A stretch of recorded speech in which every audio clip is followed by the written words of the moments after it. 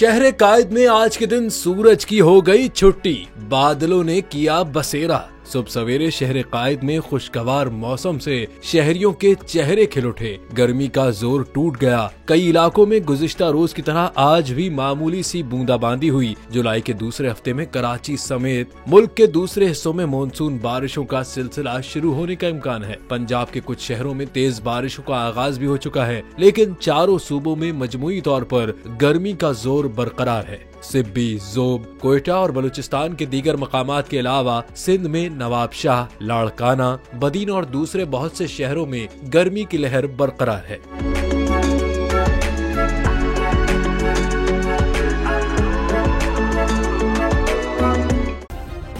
Subscribe करें और bell दबाएं ताकि कोई खबर रह न जाए।